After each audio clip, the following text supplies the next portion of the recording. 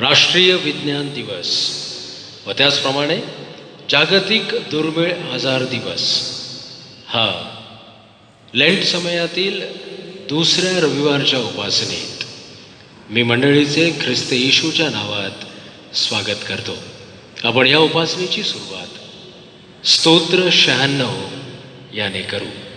स्तोत्र 96. परमेश्वराचे गुणगान नवे गीत गाऊन करा, हे सर्व पृथ्वी परमेश्वराचे गुणगान कर. परमेश्वराचे गुणगान करा, त्याच्या नावाचा धन्यवाद करा, त्याने केलेल्या तारणाची घोषणा प्रतिदिवशी करा. राष्ट्रांमध्ये त्याचे गौरव, सर्व लोकांमध्ये त्याची अद्भुत कृत्ये जाहीर करा.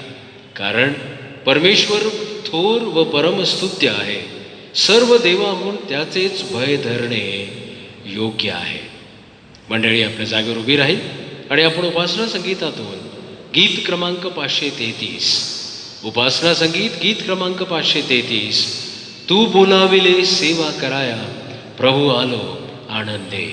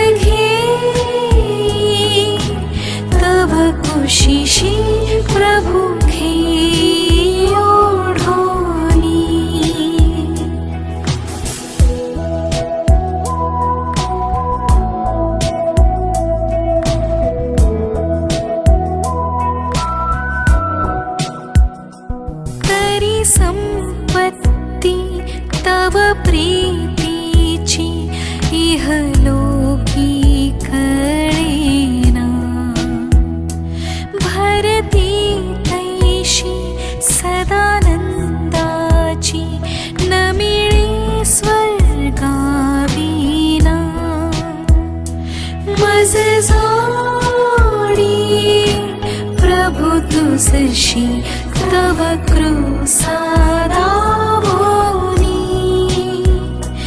मज घेई तव कुशीशी प्रभु घेई ओढोनी प्रभु घेई ओढोनी प्रभु घेई ओढोनी. मंडळी, आपल्या जागेवर उभी असतानाच आपण प्रेषितांचा मतांगीकार एकत्र मिळून म्हणणार आहोत. आपण सर्वजण मिळून म्हणू. सर्व समर्थ देव जो पिता, आकाश व पृथ्वी यांचा उत्पन्न करणारा आणि येशू ख्रिस्त त्याचा एकुलता एक पुत्र, आमचा प्रभू, जो पवित्र आत्म्याच्या योगाने गर्भरूप झाला, कुमारी मरिया इसपासून जन्मला, ज्याने पंतय पिलाताच्या वेळेस दुःख भोगिले, ज्याला वधस्तंभी दिले, जो मरण पावला व ज्याला पुरिले, तिसऱ्या दिवशी मेलेल्यांमधून पुन्हा उठला, स्वर्गात चढला आणि सर्वशक्तिमान देव जो पिता त्याच्या उजवीकडे बसला आहे, तेथून जिवंतांचा व मेलेल्यांचा न्याय करावयास जो येणार आहे, त्याविषयी मी विश्वास धरितो. पवित्र आत्मा, पवित्र सार्वत्रिक मंडळ, पवित्र जनांची सहभागिता, पापांची क्षमा, देहाचे पुनरुत्थान आणि सनातन जीवन याविषयी मी विश्वास धरितो. आमेन. मंडळी, यावेळेस मध्यस्थीच्या प्रार्थनेत सहभागी होईल आपण आपल्या मागण्या, आपल्या विनंत्या परमेश्वरापुढे सादर करू. प्रार्थना करूया. सर्वसमर्थ, सर्वज्ञानी, सर्वव्यापी आमच्या जिवंत कनवाळू कृपाळू परमेश्वरा, तुझ्या पवित्र सानिध्यात येण्याकरिता ही सुंदरशी संधी आम्हाला आजच्या या उपासनेत पुन्हा एकदा लाभली. आम्ही तुझे मनापासून आभार मानतो. आज सर्व जग परमेश्वरा तुझं गौरव, तुझी स्तुती करत असताना ही सृष्टी, या सृष्टीतलं प्रत्येक तुझ्या हाताने निर्माण झालेली निर्मिती, प्रभू तुझं गौरव, तुझा गुणानुवाद, तुझं गुणगान व्यवस्थितपणाने परमेश्वरा त्यांच्याद्वारे, त्यांच्या जीवनाद्वारे करीत असताना आम्ही देखील आमच्या सर्व या मंडळी समवेत तुझी उपकारस्तुती करण्याकरिता, तुझं स्तवन गाण्याकरिता, तुझं नाव परमेश्वरा उंचावण्याकरिता आम्ही या ठिकाणी जमा झालेलो आहोत. आम्ही तुझे उपकार स्मरण करीतो.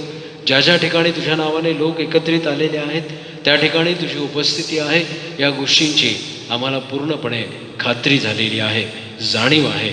म्हणून आम्ही तुझ्या पुन्हा एकदा लीन आणि दीन होऊन नतमस्तक होतो आणि परमेश्वरा तुला गौरव देत आम्ही या प्रार्थनेच्या माध्यमातून आमच्या मागण्या, आमच्या विनंत्या, आमच्या गरजा तुझ्या पुढं सादर करीत आहोत. प्रेमळ प्रभू, जशा रीतीने तू आतापर्यंत आमचा सांभाळ केलेला आहेस, मागील आठवडाभर तू आम्हाला चालवलंस, तुझी कृपा तू आम्हाला पुरवलीस आणि आज या उपासनेत तुझ्या प्रिय पवित्र जनांच्या सहभागितेत बसून प्रभू आम्ही ही भक्ती, ही उपासना करत असताना तुझी उपस्थिती आम्ही यावेळेस मागतो. इस्रायलाच्या स्तवनात बसणाऱ्या देवा, प्रभू आमच्या स्तवनात, आमच्या या उपासनेत देखील तुझी उपस्थिती असू दे. आजच्या या संपूर्ण भक्तीला आम्ही तुझ्या हाती स्वाधीन करीत असताना आमच्या मंडळीतील जे प्रियजन आहेत, वडीलजन आहेत, त्यांच्यासाठी प्रार्थना आणि विनंती आहे.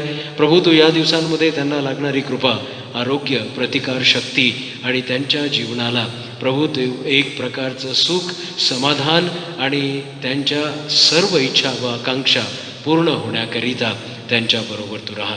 त्यांना तू आशीर्वादित कर आणि आमच्या मंडळीतील या प्रियजनांच्या उदाहरणाद्वारे, त्यांच्या जीवनाद्वारे, त्यांच्या अनुभवांद्वारे परमेश्वरा आम्हाला पुढं तुझी सेवा करण्याकरिता एक स्फुरण प्राप्त होईल.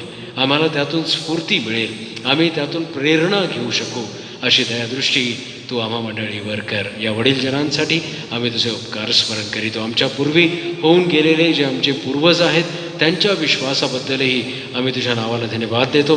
कारण परमेश्वरा त्यांनी जे बी आमच्या मनात पेरलेलं आहे, ख्रिस्ताचं वचन त्यांनी परमेश्वरा पुढं नेलेलं आहे, येणाऱ्या पिढ्यांमध्ये त्यांचं परमेश्वर संगोपन त्यांनी केलेलं आहे. म्हणून आम्ही तुझे मनापासून आभार मानतो. आणि आम्ही विशेष करून या मंडळीत जे आजारी आहेत, दुःखी आहेत, कष्टी आहेत, परमेश्वरा त्यांच्या स्वकीयांना त्यांनी गमावलेलं आहे, अशा सर्व प्रियजनांची आठवण करीत आहोत. आम्ही विशेष करून स्वर्गीय रेव्हरंड DM वाघमारे बाळकसाहेब त्यांच्या कुटुंबियांकरिता प्रार्थना करीत आहोत.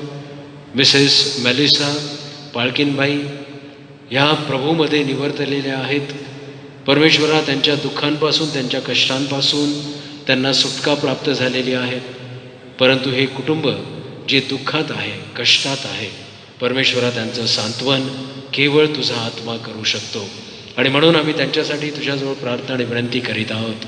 पुनरुत्थानाची आशा तू त्यांच्यामध्ये दे. परमेश्वरा, त्यांचं सांत्वन तू कर, त्यांना धीर दे, सांभाळ कर. कारण 1 वर्षाच्या कालावधीतच या कुटुंबाने दुःखाचा घाला झेललेला आहे. परमेश्वरा, त्यांच्यावर हे कष्ट, हे संकट आलेलं असताना तू त्यांना मनोधैर्य दे, त्यांचं मनोबळ तू तुझ्यामध्ये स्थिर कर आणि त्यांना तू या सर्व संकटाला आणि दुःखाला सोसण्याकरिता परमेश्वरा त्यांचं सहाय्य तू पुरेव. आम्ही तुझे उपकार स्मरण करीतो. हे घराणं पाळकीय घराणं आहे आणि त्या घराण्यामध्ये परमेश्वरा तुझी सेवा झालेली आहे. आम्ही तुझे उपकार स्मरण करीतो की तू कुठलेही मनुष्यांचे उपकार राहू देत नाहीस. तर परमेश्वर पित्या, त्यांची परतफेड तू त्यांच्या पुत्रपौत्रांना आशीर्वादित करून देतोस. आम्ही तुझे उपकार स्मरण करीतो. आम्ही रेव्हरंड शशी तिवारी बाळकसाहेबांसाठी देखील प्रार्थना करीत आहोत. त्यांना परमेश्वरा तू सांभाळलंस, सर्व अरिष्टांपासून तू त्यांची सुटका केलीस. त्यांना तू परमेश्वरा हातोहात धरून धैर्य दिलंस, त्यांच्यामध्ये ती शक्ती आणि सामर्थ्य तू निर्माण केलं. त्याबद्दल आम्ही तुझे उपकार स्मरण करीतो. त्यांना लवकरात लवकर तू त्या अवस्थेतून बाहेर काढ, उत्तम आरोग्य दे आणि त्यांची प्रकृती प्रभू तुझ्या नियंत्रणात तू ठेव. आणि संपूर्ण तिवारी कुटुंबीय, त्यांची प्रिय लेकरं, जावई आणि नातवंड यांना आम्ही तुझ्या हाती सोपवितो. परमेश्वरा, प्रत्येकाला नावाने हाक मार आणि आशीर्वादित कर. प्रेमळ प्रभू, आमच्या मंडळीतील जे लोक वृद्धापकाळात आहेत, शारीरिक दुर्बलतेमुळे कदाचित ते भक्तीमध्ये येऊ शकत नाहीत. परमेश्वरा, काही जण खाटीला खिळलेले असतील, अशा या सर्व प्रियजनांकरिता आम्ही तुझ्याजवळ हीच प्रार्थना आणि विनंती करीत आहोत. परमेश्वरा, त्यांच्या हाडांना सत्व असा तू हो, त्यांना तू आरोग्य दे. त्यांच्या जीवनामध्ये प्रभू तुझ्याकडून मिळणारं सौख्य सदैव नांदू दे. सर्व प्रकारची प्रीती, दया, शांती, कृपा, आशीर्वाद आणि चांगलं आरोग्य या प्रियजनांना तू दे. आमच्या मंडळीतील सर्व प्रियजन, आमचे महिला भगिनी, बंधुवर्ग, मेथडिस्ट यूथ फेलोशिपचे तरुण, मेथडिस्ट यूथ अडल्ट फेलोशिपचे तरुण आणि संडे स्कूलची लेकरं, या सर्व संस्थांच्या माध्यमातून तुझी महान सेवा घडू दे आणि परमेश्वरा, तुला गौरव या मंडळीद्वारे मिळू दे. आम्ही प्रार्थना आणि विनंती करीत आहोत आमच्या बिशप साहेबांकरिता. सन्माननीय bishop doctor Anil Kumar John Sarwant, Mrs Sylvia Sarwant madam आणि या प्रिय कुटुंबातील त्यांची लेकरं आणि त्यांचे सर्व आप्तेष्ट, नातेवाईक, प्रियजन यांच्यावर तू आपला विपुल आणि भरपूर आशीर्वाद पाठव. या धर्मप्रांताचं कार्य पुढं नेत असताना परमेश्वरा, त्यांना तू तुझ्याकडून मिळणाऱ्या आत्मिक गुणकौशल्यांद्वारे परिपूर्ण असं ठेव. सर्व डिस्ट्रिक्ट सुपरिटेंडंट्स जे विविध जिल्ह्यांच्या माध्यमातून तुझी सेवा कार्य पूर्ण करीत आहेत, परमेश्वरा, त्यांच्या मार्गदर्शनात जे पाळक वर्ग सेवा करीत आहेत, अशा सर्वांना तू विशेष तुझ्याकडून मिळणारे आशीर्वाद पुरेव. सर्व पाळक वर्ग, मिशनरीज, डीकनेसेस आणि त्याचप्रमाणे बायबल वुमेन आणि त्याचप्रमाणे परमेश्वरा, तुझी सेवा या महाराष्ट्रातील सर्व अशा दुर्मिळ ठिकाणी, ज्या ठिकाणी तुझी सुवार्ता पोहोचलेली नाही, अशा ठिकाणी जाऊन तुझे सेवक कार्य करीत असताना त्यांना आम्ही तुझ्या पवित्र सानिध्यात देतो. त्यांच्या गरजा, त्यांच्या मागण्या, त्यांच्या विनंत्या, त्यांचं संरक्षण प्रभू तू करावंस अशी नम्र प्रार्थना आम्ही तुझ्याजवळ करीतो. प्रेमळ प्रभू, आम्ही तुझे उपकार स्तुती करीत असताना तुला आम्ही मान, महिमा आणि गौरव देतो. आजची उपासना तू आशीर्वादित कर. लेंट समयात परमेश्वरा, पश्चातापी हृदय तू स्वीकार कर. ज्या प्रियजनांनी उपास आणि प्रार्थनेद्वारे पुन्हा एकदा आपल्या जीवनाचं परीक्षण, आपलं आत्मपरीक्षण करण्याची ही संधी परमेश्वरा, त्याचा उपयोग ते घेत आहेत, अशा सर्व प्रिय मंडळीतील लोकांना तुझ्याकडून मिळणाऱ्या उत्तमातल्या उत्तम आशीर्वादाने परिपूर्ण कर. त्यांची ही याचना, ही प्रार्थना तू मान्य करून घे.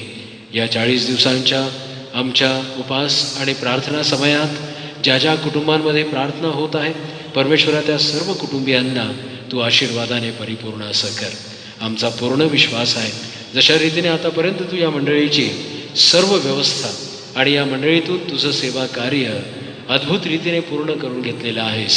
प्रेमळ प्रभू, इथून पुढेही आमच्या मंडळीतील प्रत्येक सेवा कार्य तू बहुगुणित कर, आशीर्वादित कर आणि तुझ्या गौरवासाठी आमच्या जीवनाचा तू उपयोग करून घे. ही मंडळी एक सुंदर नवरीप्रमाणे सजवलेली अशी तू तयार कर, कारण तुझ्या दुसऱ्या आगमनाकरिता या मंडळीने आत्मिकदृष्ट्या तयार राहावं इथपर्यंत तू आमचा सांभाळ कर.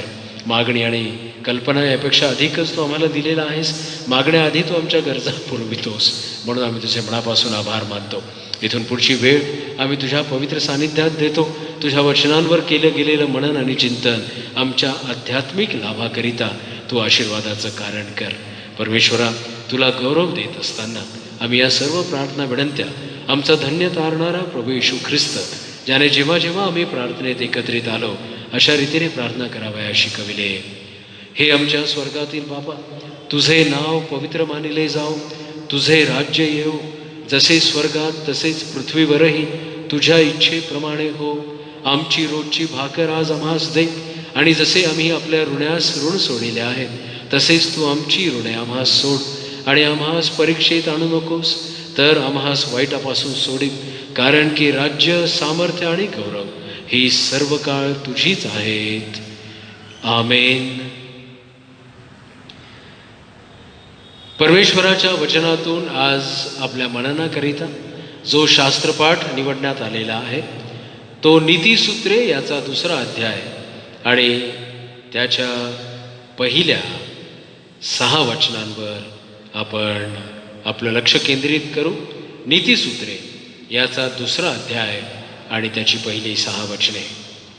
माझ्या मुला, जर तू माझी वचने स्वीकारीशील, माझ्या आज्ञा आपल्याजवळ साठवून ठेवीशील, आपला कान ज्ञानाकडे देशील आणि आपले मन सुज्ञानाकडे लावशील, जर तू विवेकाला हाक मारीशील, सुज्ञतेची आराधना करीशील, जर तू रुपयाप्रमाणे त्याचा शोध करीशील व गुप्त निधीप्रमाणे त्याला उमगून काढशील, तर परमेश्वराच्या भयाची तुला जाणीव होईल आणि देवाविषयीचे ज्ञान तुला प्राप्त होईल. कारण ज्ञान परमेश्वर देतो, त्याच्या मुखातून ज्ञान व सुज्ञता येतात. देवबाप, वाचली गेलेली ही वचने आम्हासाठी आशीर्वादित करो. मंडळी कृपा करून आपल्या जागेवर उभी राहील. आपल्या मनाच्या तयारीकरिता आपण उपासना संगीतातून गीत क्रमांक 494, उपासना संगीत गीत क्रमांक 494, या पुढे प्रभू तू माझा, या पुढे प्रभू तू माझा.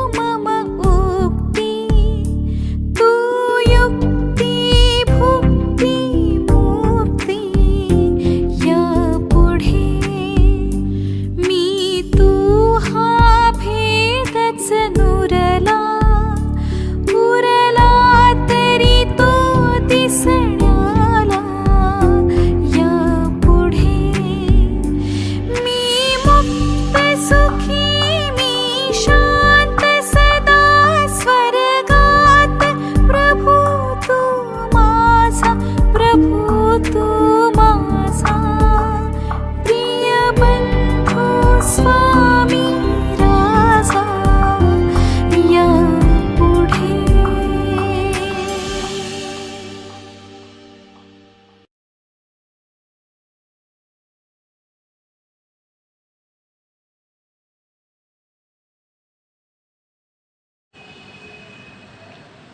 एक सामान्य सत्य किंवा सल्ल्यांचा तुकडा सांगून सर्वसाधारणपणे वापरण्यात येणारी एक लहान उक्ती म्हणजे नीतिसूत्रे होय. प्रियांनो, आमच्या जीवनाला समजून घेण्याकरिता एक तर्कशुद्ध व व्यावहारिक स्पष्टीकरणाची आम्हाला गरज असते आणि ते स्पष्टीकरण करून घेण्याचे एक काव्यात्मक प्रयत्न म्हणजे नीतिसूत्रे होय. आणि आज आपण नीतिसूत्रातून परमेश्वराचे भय धरण्याविषयी जो सल्ला आपल्याला प्राप्त झालेला आहे तो समजून घेण्याचा प्रयत्न करणार आहोत. ज्ञान मिळवण्याची 3 मुख्य संसाधने म्हणजे रिसोर्सेस आहेत. पहिलं संसाधन म्हणजे कौटुंबिक जीवन. आम्हाला आपल्या ज्ञानाचं अर्जन करण्याची ती एक जागा आहे. कौटुंबिक जीवनातून आपण ज्ञान मिळवितो. दुसरं आहे ज्ञानार्जन. हे विद्यालयीन अभ्यासातून होतं, म्हणजे शालेय शिक्षण, मग विश्वविद्यालयातलं शिक्षण आणि ह्या प्रशिक्षणातल्या जीवनातून आम्हाला ज्ञानार्जन होतं. आणि तिसरं महत्त्वपूर्ण संसाधन म्हणजे परमेश्वराचे ज्ञान होय. प्रियांनो, आत्मिक गोष्टींची सुरुवात किंवा या ज्ञानाचा आरंभ आणि त्या ज्ञानाचे विशिष्ट जे महत्त्व आहे या प्रश्नाचे उत्तर आपल्याला नीतिसूत्रे 9-10 यामध्ये दिसतं. या वचनात लिहिलेलं आहे की परमेश्वराचे भय ज्ञानाचा आरंभ होय. परमपवित्राला ओळखणे हीच सुज्ञता होय. या गोष्टीमध्ये 3 भाग आम्हाला दिसून येतात. या वचनाद्वारे आपण 3 गोष्टींची पुष्टता होताना पाहतो. पहिली गोष्ट परमेश्वराचे भय, दुसरी गोष्ट ज्ञानाचा आरंभ आणि तिसरी गोष्ट म्हणजे सुज्ञता. परमेश्वराचे भय म्हणजे काय? परमेश्वराला न दुखवणे किंवा त्याला निराश न करणे असा त्याचा अर्थ होतो. परमेश्वराचे भय मानणे म्हणजे त्याच्या आत्म्याला खिन्न न करणे. आणि दुसरी गोष्ट, परमेश्वराचे भय म्हणजे एक आदरयुक्त भय मानलं गेलेलं आहे. ज्या लोकांना परमेश्वराची प्रचिती येते ते स्वतःबद्दलची त्यांची ओळख निर्माण करणारं तो अनुभव असतो. आणि म्हणून यशयाचा ग्रंथ याचा 6वा अध्याय आणि त्याच्या 5व्या वचनाप्रमाणे, तेव्हा मी म्हणालो, हाय हाय, मी अशुद्ध ओठांचा मनुष्य आहे.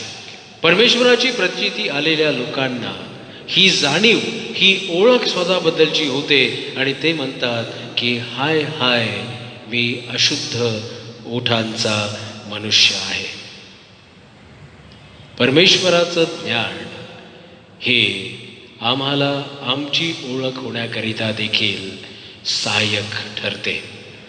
तिसरी गोष्ट, परमेश्वराचे भय याबद्दलची व्याख्या जर आपण केली तर त्या व्याख्येप्रमाणे एक अशा प्रकारची जाणीव जी सतत होत राहील, एक सतत होणारी जाणीव किंवा जागरूकता, त्याला आपण म्हणू शकतो की आपला स्वर्गीय पिता आपल्या मनात जे आम्हाला वाटतं त्या सर्व गोष्टी ज्या आम्ही बोलतो आणि आपण कशा रीतीचा व्यवहार किंवा वागणूक करतो, या सर्व गोष्टी स्वर्गीय पिता पाहत आहे.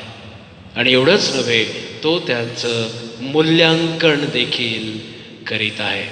म्हणून मत्तेकृत शुभवर्तमानात येशू ख्रिस्त 12व्या अध्यायात आणि त्याच्या 36व्या वचनात म्हणतो, मी तुम्हाला सांगतो की माणसे जो जो व्यर्थ शब्द बोलतील त्यांचा हिशेब त्यांना न्यायाच्या दिवशी द्यावा लागेल.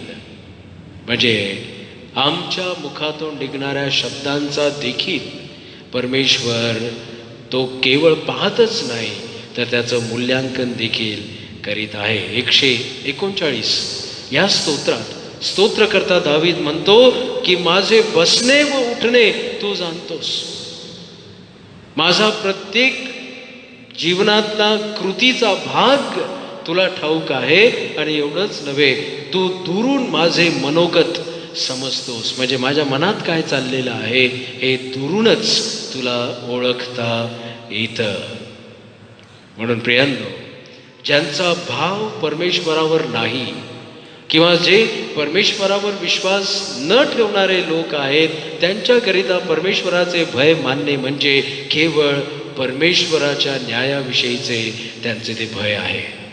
त्यांना असं वाटतं की परमेश्वर न्याय करणाराच राहील, किंवा त्यांना सार्वकालिक मृत्यूचे भय त्यांच्या अंतःकरणात असेल, किंवा परमेश्वरापासून सर्व काळचे विभक्त होण्याचं भय त्यांच्या अंतःकरणात असेल. विश्वास ठेवणाऱ्या लोकांकरिता परमेश्वराचे भय म्हणजे केवळ त्याचा आदर करणे होय. परमेश्वराचा भय हे त्याचं आदर करणं होय. आणि म्हणून इब्री लोकासपत्र 12व्या अध्यायात 28 ते 29 वचनात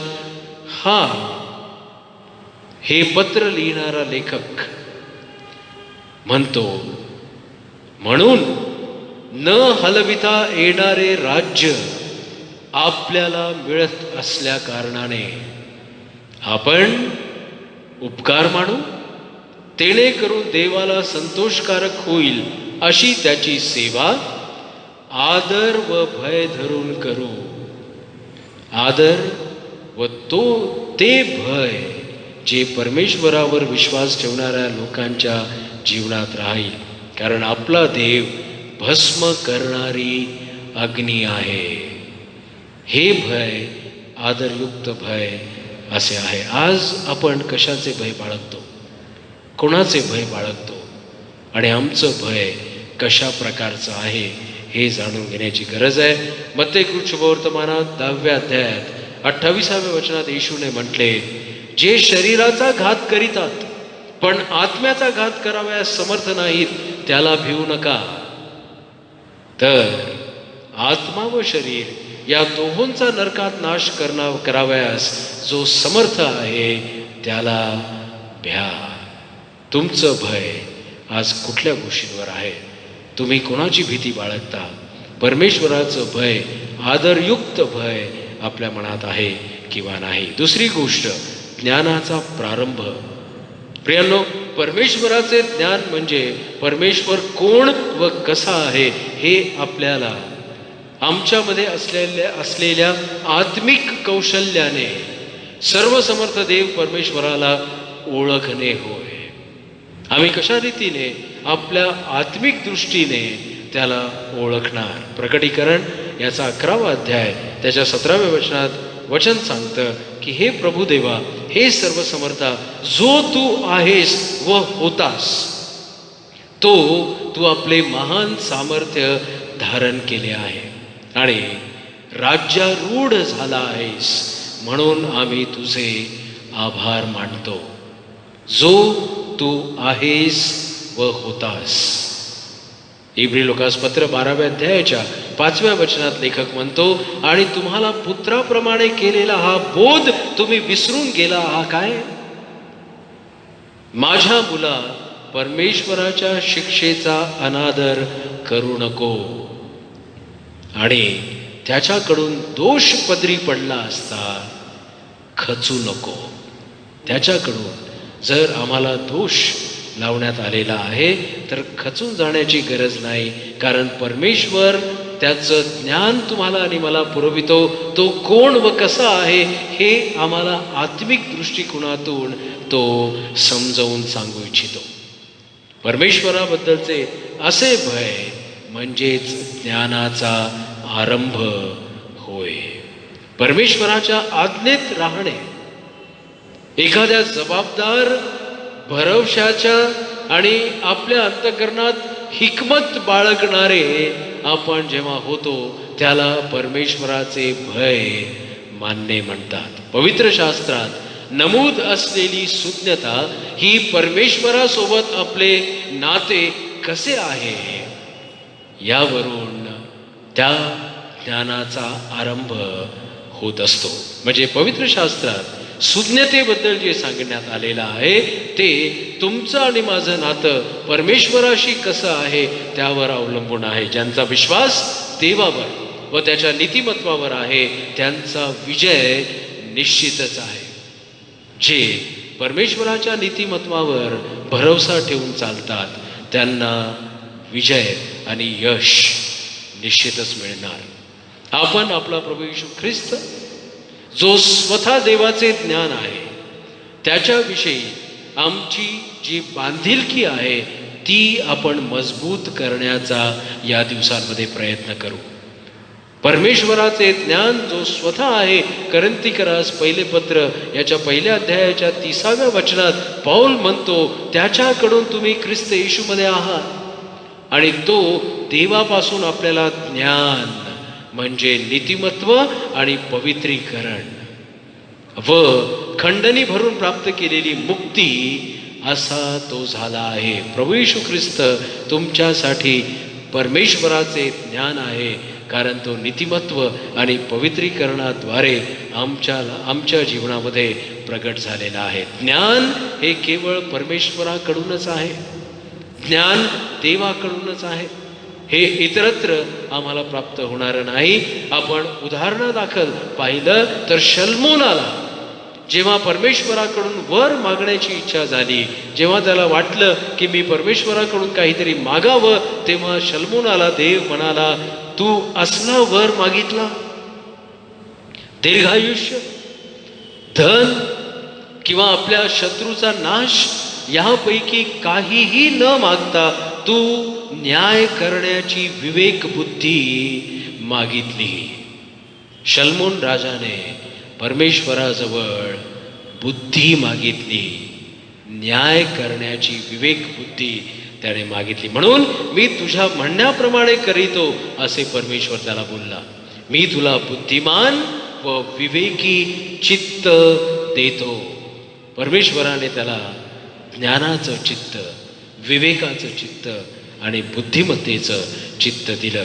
तुझ्यासारखा पूर्वी कोणी झाला नाही व पुढे होणार नाही असा आशीर्वाद परमेश्वराने शल्मोनाला दिला. एवढेच नव्हे तर तू मागितलं नाही असा आणखी एक वर तो म्हणाला मी तुला देतो, धन आणि वैभव ही देखील मी तुला देतो. तुझ्या सर्व आयुष्यात सर्व राजांमध्ये तुझ समान कोणी असणार नाही. परमेश्वराचं ज्ञान, परमेश्वराचं भय हे ज्ञानाचा आरंभ होय. आणि म्हणून शल्मोनाने जो वर परमेश्वराकडे मागितला तो असा होता की या प्रजेसमोर जी अगणित प्रजा तू माझ्या हाती सोपवलेली आहेस, तो म्हणतो परमेश्वरा या प्रजेसमोर वर्तण्यास मला आता चातुर्य व ज्ञान दे. दुसरे इतिहास पहिला अध्याय आणि 10वं वचन. दुसरं उदाहरण आपल्याला दिसतं दानिएलाचं. दानिएलाने दुसऱ्या अध्यायाच्या 20 आणि 21 वचनात तो म्हणाला ते देवाचे नाम युगानुयुग धन्यवादित असो, कारण ज्ञान व बल ही त्याचीच आहेत. तोच प्रसंग व समय बदलतो. तो राजास स्थानापन्न अथवा स्थानभ्रष्ट करीतो. तो ज्ञानास ज्ञान देतो व बुद्धिमानास बुद्धी देतो. तो ज्ञानास ज्ञान व बुद्धिमानास बुद्धी देतो. प्रियांनो, असे अनेक उदाहरणं वचनात आहेत की परमेश्वराचे भय हे ज्ञानाचा आरंभ होय. योसेफाचं उदाहरण आपण पाहू. योसेफ जेव्हा मिस्री राजा फारूक याच पुढं जाऊन उभा राहिला तेव्हा तो 30 वर्षांचा होता. त्याचं वय 30 वर्षांचं होतं. त्याने सर्व देशात दौरा केला. जेव्हा त्याच्या हाती हा अधिकार सोपविण्यात आला, सर्वप्रथम त्याने सर्व देशात दौरा केला. सुकाळाची जी 7 वर्ष होती, त्यात त्याने जितके जमिनीस भरघोस पीक आले, त्या पिकाला व्यवस्थित रीतीने त्याचं संयोजन केलं. त्या 7 वर्षात त्याने सर्व प्रकारची अन्न सामग्री गोळा करून नगरोनगरी साठवून ठेवली. म्हणजे एकेका नगराच्या आसपासचे पीक त्याने त्या त्या नगरात साठवून ठेवले. प्रियांनो, आणि मग मिसर देशातील सुकाळाची 7 वर्षे जेव्हा संपली, त्यानंतर देशोदेशी दुष्काळ पडला. वचन सांगतं देशोदेशी दुष्काळ पडला, तथापि मिसर देशात सर्वत्र अन्न होते. परमेश्वराचे भय हे ज्ञानाचा आरंभ होय. सुज्ञता ही आम्हाला तारणाच्या दिशेने नेते. परमेश्वराकडून मिळणारी ही सुज्ञता तुम्हाला आणि मला तारण घडविते. नीतिसूत्रे 14 त्याच्या 27व्या वचनात म्हटलेलं आहे की परमेश्वराचे भय जीवनाचा झरा होय, ते मृत्यूपाश चुकविते. तारण, सुटका, आरोग्य आणि आम्हाला मृत्यूपाश चुकविणारा आशीर्वाद हे परमेश्वराच्या भयातून मिळतं. म्हणजे परमेश्वराचे भय ज्ञानाचा उगम आहे आणि तोच जीवनाचा झरा ठरलेला आहे. जेव्हा पौलाचे परिवर्तन झाले, तेव्हा त्याला ख्रिस्ताचे ज्ञान प्राप्त झाल्यामुळे ते परिवर्तन शक्य झाले. पौल जेव्हा आपल्या जीवनाकडे पाहतो, तेव्हा केवळ मात्र परमेश्वराचे ज्ञान जो येशू ख्रिस्त त्याला प्रगट झाला आणि मग त्याला ते ज्ञान अवगत झाले.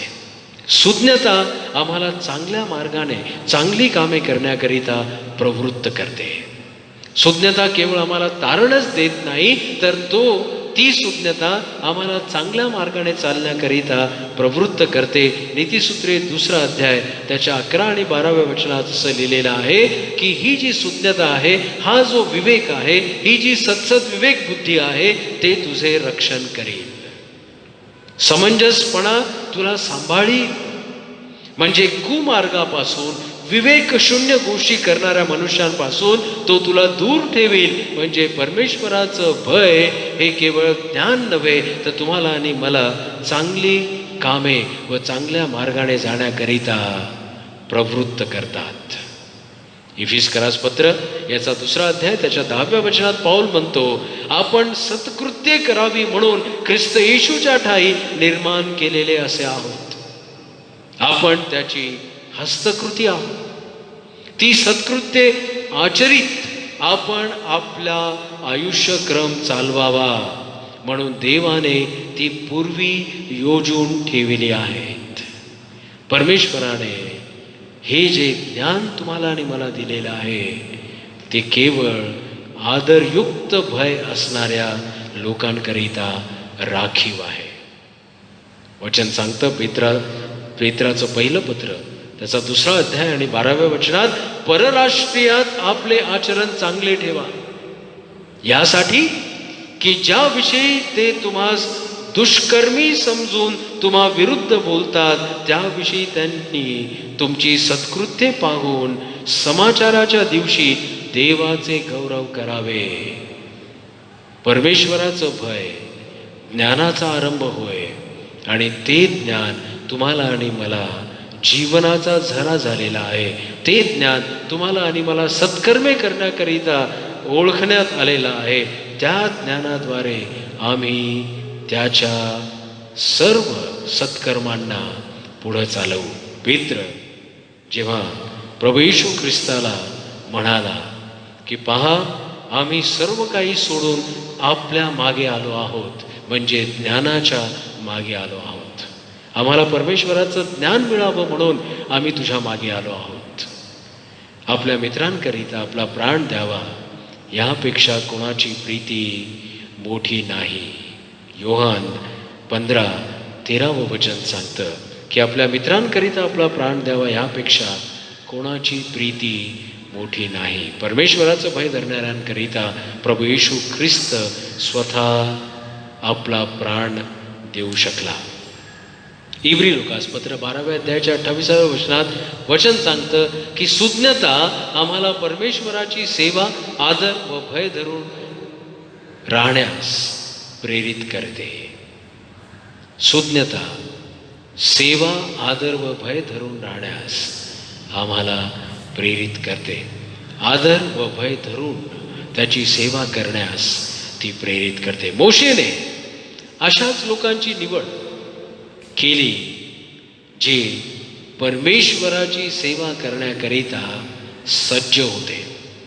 वचनात सांगितलं गेलेलं आहे, निर्गम 18:21 वचनात, तू ह्या सर्व लोकातून कर्तबगार, देवाचे भय धरणारे आणि विश्वासी लोक, विश्वासू असे जन तू एकवट करून आण. कर्तबगार, देवाचे भय धरणारे आणि विश्वासू. मोशे जेव्हा परमेश्वराचं दर्शन घेऊन त्या होरेब पर्वतावरून खाली आला, त्याला तो लोकांना म्हणाला, भिवू नका, कारण तुमची परीक्षा पाहावी आणि त्याचे भय तुमच्या मनात राहून तुम्ही पाप करू नये यासाठी देव आला आहे. देवाचं येणं याकरिताच आहे की त्याचे भय तुमच्या मनात राहून तुम्ही पाप करू नये यासाठी तो आला आहे. निर्गम 20:20. परमेश्वराकडून प्राप्त सुज्ञता त्याचे भय धरणाऱ्यांवर अशी प्रकट होते की ते मनुष्यांचे भय न बाळगता संदेश देतात, कारण तसा अधिकार परमेश्वर त्यांना देतो.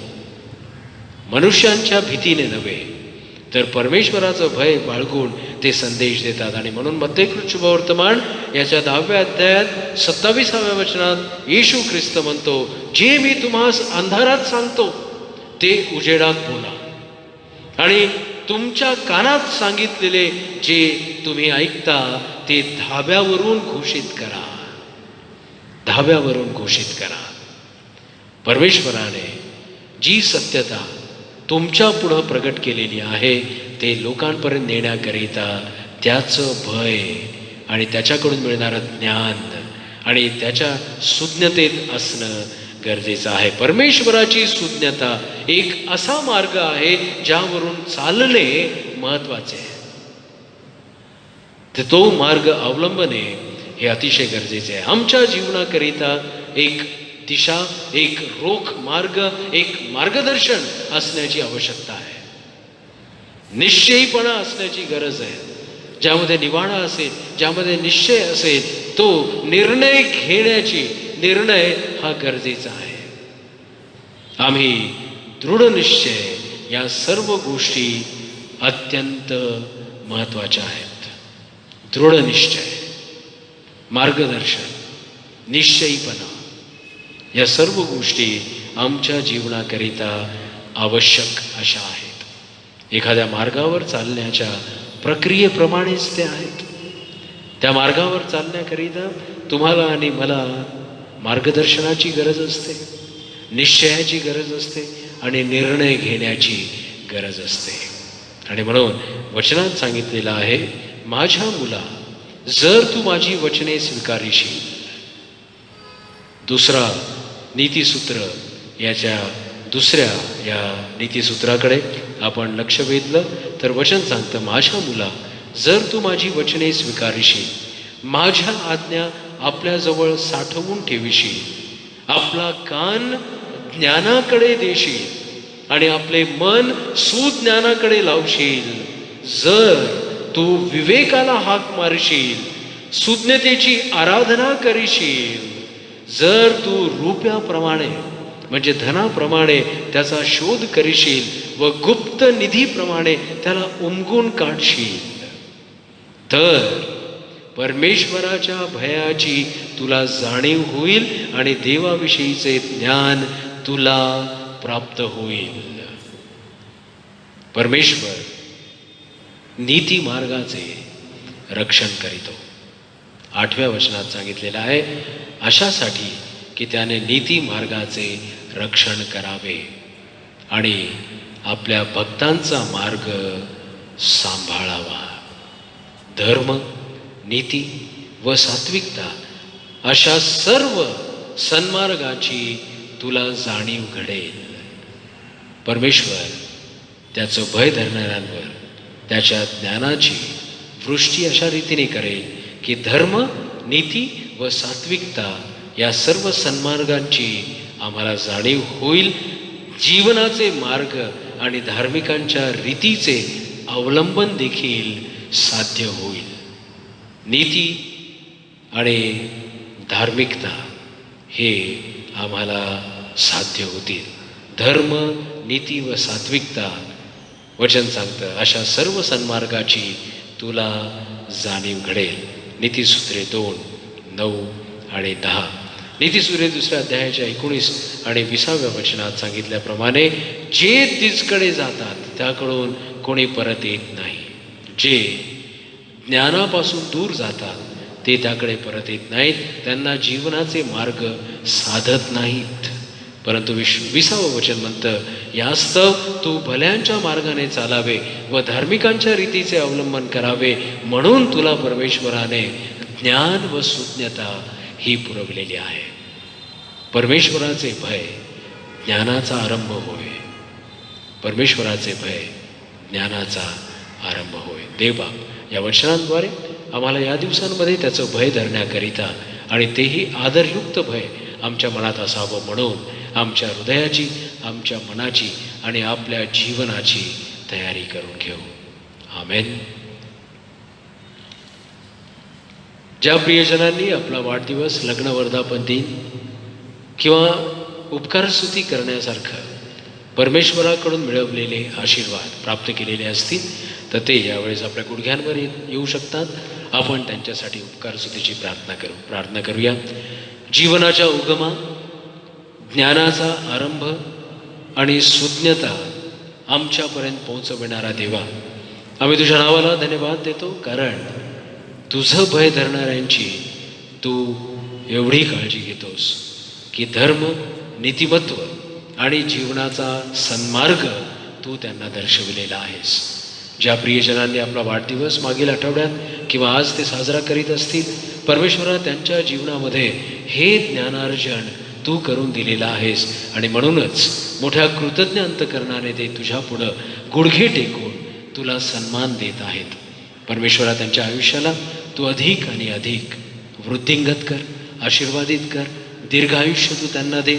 लागणारं आरोग्य, कृपा, शांती, दया त्यांच्या पाठीशी सदैव असू दे. जशा रीतीने मागील वर्षभर सांभाळून त्यांना या नवीन वर्षात पदार्पण करण्याकरिता तू सहाय्य पुरवलंस, परमेश्वर आमची प्रार्थना आणि विनंती आहे की अशाच रीतीने त्यांच्या जीवनातील प्रत्येक दिवस हा तुझ्या भयात आणि तुझ्या ज्ञानात असणारा दिवस असू दे. ज्या प्रियजनांनी आपला लग्न, वर्धापन दिन साजरा केलेला असेल, त्यांच्या वैवाहिक कौटुंबिक जीवनाला देखील तू सन्मार्ग दाखव. तुझी सुज्ञता त्यांच्या कौटुंबिक जीवनात तू सदैव असू दे. प्रेमळ पिते, आम्ही तुझे उपकार स्मरण करीतो. या उभयतांच्या जीवनामध्ये असलेलं ऐक्य, प्रीती, एकमेकांवरचा विश्वास तू कमी होऊ दिलेला नाहीस आणि म्हणूनच या नवीन वर्षात पदार्पण करीत असताना त्यांना लागणारी शक्ती, सामर्थ्य, धैर्य, आशीर्वाद, कृपा आणि तुझं दीर्घायुष्य प्रभू तू त्यांना देऊ केलेलं आहेस. म्हणून आम्ही तुझ्या मनापासून आभार मानतो. या सर्व प्रियजनांना जे आपल्या गुडघ्यांवर येऊन ही कृतज्ञता तुझ्या पुढे व्यक्त करीत आहेत, अशा सर्वांना तू आशीर्वादित कर. तुझ्या कृपेचा, तुझ्या आशीर्वादांचा लाभ त्यांना घडू दे. त्यांच्या पुत्रपौत्रांना तू आशीर्वादित कर. ही सर्व विनंती आमचा धन्य तारणारा प्रभू येशू ख्रिस्त त्याच्याच प्रिय, पवित्र आणि गौर नावाने मागतो, म्हणून तू स्वीकार. आमेन. मंडळीसाठी जाहिराती अशा प्रकारच्या आहेत की आमच्या कौटुंबिक ज्या प्रार्थना आहेत त्या ऑनलाईन किंवा फिजिकल म्हणजे तुमच्या घरात, तुमच्या कुटुंबात आमचे हे जे ले प्रीचर्स आहेत ते तुमच्यापर्यंत येऊन ही भक्ती, ही उपासना पूर्ण करतील.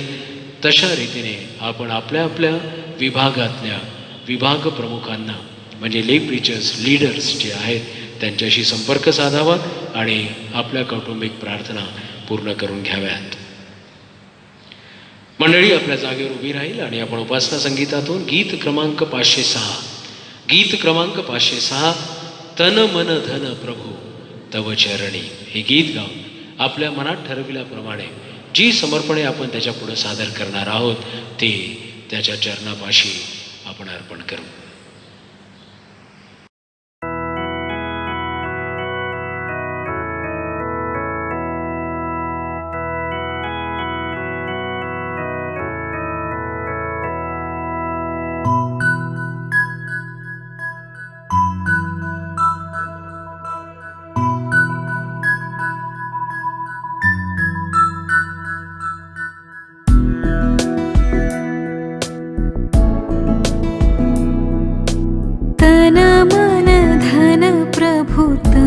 चरणी तन मन धन प्रभु तव चरणी सकल तुझे हे तुझे दिलेसी सकल तुझे हे तुझे दिलेसी अघटित तव करणी तन मन धन प्रभु तव चरणी.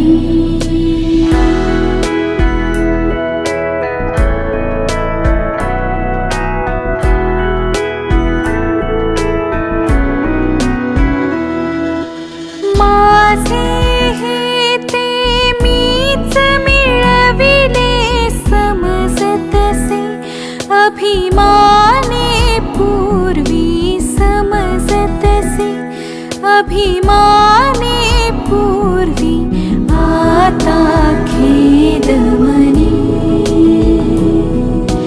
तन मन धन प्रभु तव चरणी.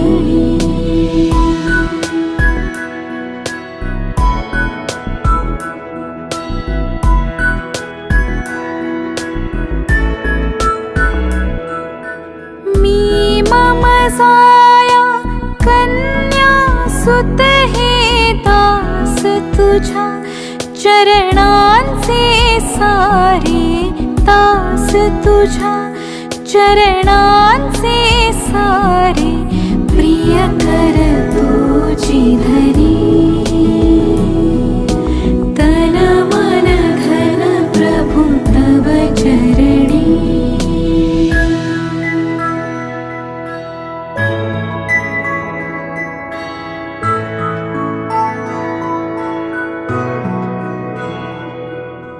बीत विचार ही हर मम करणे अवलंबे इच्छेवर तव अवलंबे इच्छेवर तव करितो मन धरणी तन मन धन प्रभु तव चरणी.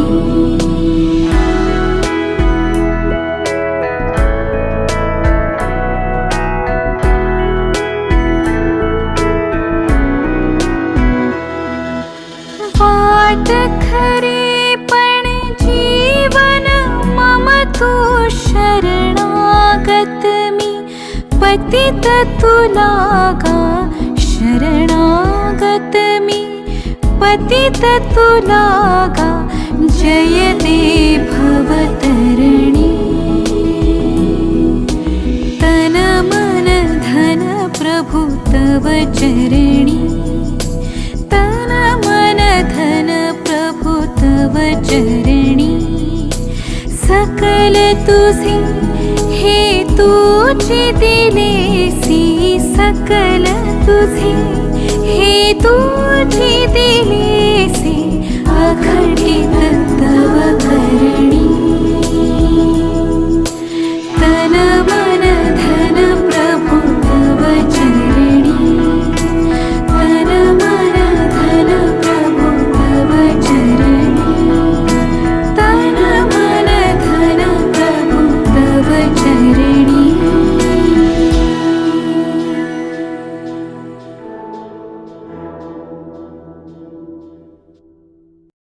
प्रार्थना करूया. परमेश्वरा, आम्ही तुझ्या पवित्र नावाला धन्यवाद देतो, कारण जे काही आमच्या जवळ आहे ते तू दिलेलं आहेस. आणि आमच्या कमाईतून आम्ही जे काही मिळवलेलं आहे, आमच्या उपजीविकेच्या साधनेतून परमेश्वरा, ही सर्व आशीर्वाद मिळवण्याची जी संधी तू आम्हाला दिलीस, जी कृपा तू आम्हाला पुरवलीस, आमच्या जीवनाला प्रभू तू आपल्या नियंत्रणात ठेवलंस, म्हणून ते साध्य झालेलं आहे. आणि ह्यातूनच एक अंश आम्ही तुझ्या राज्याच्या विस्तारासाठी देत असताना हे समर्पण जितक्याही प्रियजनांनी मनापासून, अंतकरणापासून हर्षाने आणि आनंदाने दिलेला आहे, त्याचा तू स्वीकार कर. या समर्पणाचा विनियोग, याचा उपयोग पूर्ण प्रामाणिकपणाने केवळ मात्र तुझ्या राज्याच्या गौरवासाठी होईल, अशी दयादृष्टी तू आम्हावर कर. परमेश्वरा, ज्या हातांनी मोठ्या आदराने तुझ्या कार्याकरिता हे समर्पण दिलेलं आहे, त्या हातांना तू अधिक यश, कीर्ती, सन्मान आणि दीर्घायुष्य दे आणि त्यांच्या जीवनामध्ये तू कार्यरत हो. सर्व मान, महिमा आणि गौरव मी तुला देतो. हे समर्पण तुझ्या पवित्र चरणाजवळ आम्ही अर्पण केलेलं आहे, तू त्याचा स्वीकार कर. ख्रिस्त येशू आमचा प्रभू, त्याच्याच प्रिय, पवित्र आणि गोड नावाने मागतो, म्हणून तू ऐक. आमेन. आपण आशीर्वचन प्राप्त करूया. परमेश्वराची शांती, जी आम्हा सर्वांच्या बुद्धी आणि कल्पने पलीकडची आहे, ती शांती आम्हाला प्रभू येशू ख्रिस्ताच्या विश्वासात, त्याच्या प्रीतीत, त्याच्या भयात आणि त्याच्या ज्ञानात सदोदित स्थिर ठेव. आता आपला देव जो बाप याची प्रीती, प्रभू येशू ख्रिस्ताची कृपा आणि पवित्र आत्म्याची सुंदर सहभागिता आणि त्याकडून मिळणारं आरोग्य, सुख, शांती आणि समाधान आम्हापैकी प्रत्येकांबरोबर आज या उपासनेत, या भक्तीत उपस्थित असलेल्या देवाच्या सर्व लहान थोर लेकरांसमवेत आता या दिवसांमध्ये आणि प्रभू येशू ख्रिस्ताच्या दुसऱ्या आगमनापर्यंत सदोदित असो. आमेन. मना मनन माझिया तव घडो जग जीवना. मना मनन माझिया तव घडो जग जीवना. करो तनयने तुझा शुभदभो तिच्या दर्शना. मना मनन माझिया तव घडो जग जीवना. मदीय रसना रमो तव यशाचिया गायनी. मदीय रसना रमो तव यशाचिया गायनी. शरीर मम हे जिजो शुभमया तुझा सेवनी. मना मनन माझिया तव घडो जग जीवना. मना मनन माझिया तव घडो जग जीवना.